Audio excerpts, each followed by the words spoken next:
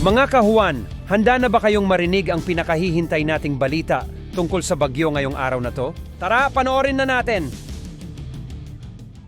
Magandang umaga po sa inyong lahat. Narito na ang lagay ng ating panahon ngayong araw ng Lunes, October 30, 2023. Sa ating latest satellite images, makikita ho natin patuloy yung pag-monitor natin itong low pressure area na nasa loob ng Philippine Area of Responsibility na huling namataan 995 kilometers silangan ng Kabisayaan. Sa ngayon ho, base sa ating latest na mga datos, maliit pa yung tsansa na ito nga ay maging bagyo, pero inaasahan natin posible yung kumilos pa dito po sa may bahagi ng Visayas at Bicol region itong low pressure area na ito. Kaya inaasahan natin sa mga susunod na araw ay posibleng magdala ng mga pag-ulan itong low pressure area, particular na sa may bahagi ng Visayas at Southern Luzon. Posible nga ho, bandang araw ng Miyerkules o Huwebes ay maging maulap din yung kalangitan na may malaking tsansa ng pag-ulan.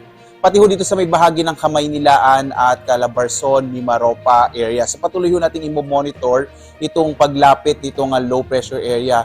At meron din pa rin tayong shear line na maaring lumapit din dito sa ating bansa na maaari din magdala ng mga pag-ulan dito sa may bahagi ng Southern Luzon. Samantala, patuloy pa rin ang pag-iral ng northeast monsoon o hanging amihan at ito ang magdadalahon ng mga mahihinang pag-ulan, partikular na sa may bahagi ng Hilagang Luzon, mga pulupulong mahinang pag-ulan na maaaring maranasan naman sa may bahagi ho ng Ilocos Region at Cordillera. Ito naman sa mga kababayan natin sa may bahagi ng Mindanao at nalabing bahagi ng Kabisayaan, posible pa rin hong makaranas ng mga isolated o pulupulong pag-ulan pagkilat pagkulog sa hapon hanggang sa gabi, dulot pa rin yan ng mga localized thunderstorms. Mag-subscribe at i-click ang notification bell para laging updated sa mga araw-araw na balita tungkol sa bagyo sa ating bansa. Salamat sa inyong suporta mga kahuan.